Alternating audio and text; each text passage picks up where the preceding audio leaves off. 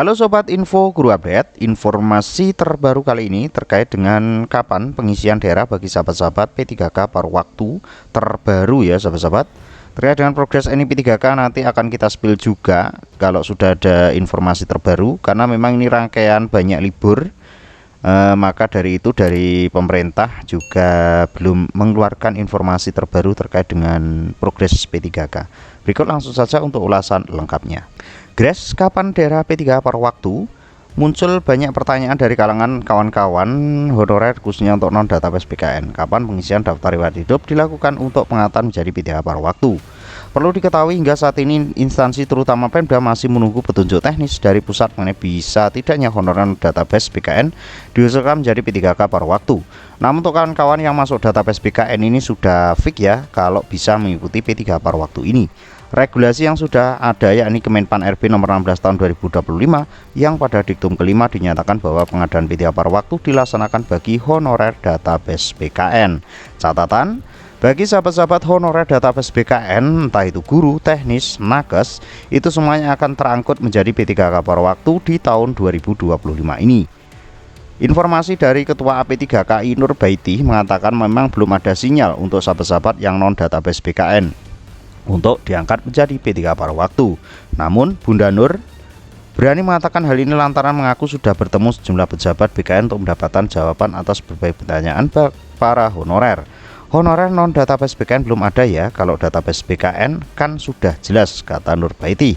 Ini menunjukkan ketegasan pemerintah bahwasanya tetap diprioritaskan dulu untuk sahabat-sahabat yang sudah masuk di database BKN, tinggal menunggu kapan daerah paruh waktu ini akan segera dilakukan. Yang pasti ini dalam waktu dekat ya sahabat-sahabat. Nur menjelaskan bahwa BKN pada prinsipnya bahwa penataan honorer ini bersifatnya memverifikasi dan memvalidasi data tenaga honorer yang ada di seluruh Indonesia. Saat ini pemerintah fokus kepada kawan-kawan yang sudah masuk di database BKN. Terkait kapan pengisian daerah, Bunda Nur mengatakan saat ini juknis dan mekanismenya masih dalam proses pembahasan.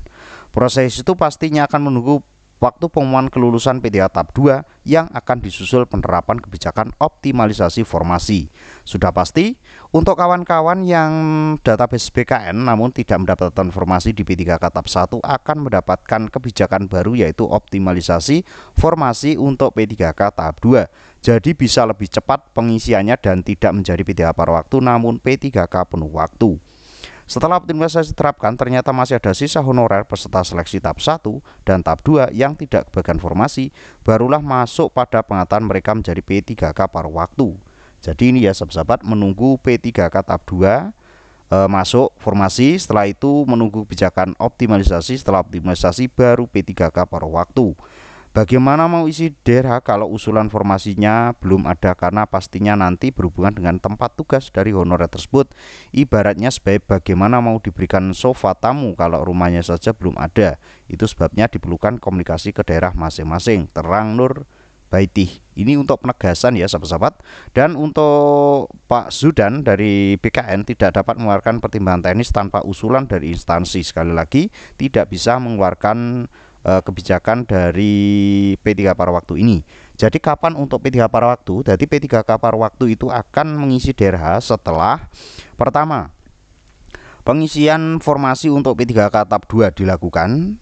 Setelah itu ada optimalisasi formasi P3K tahap kedua yang nantinya akan diisi P3K tahap 1 yang belum dapat formasi maupun P3K tahap 2 yang belum dapat formasi.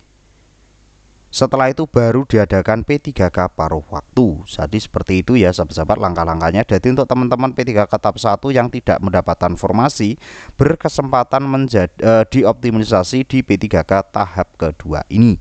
Jadi informasi terbarunya ini ya sahabat-sahabat, mudah-mudahan informasi ini bisa bermanfaat. Dan dari perkataan dari admin ini sesuai dengan UASN maupun dari pertimbangan ataupun dari keputusan BKN.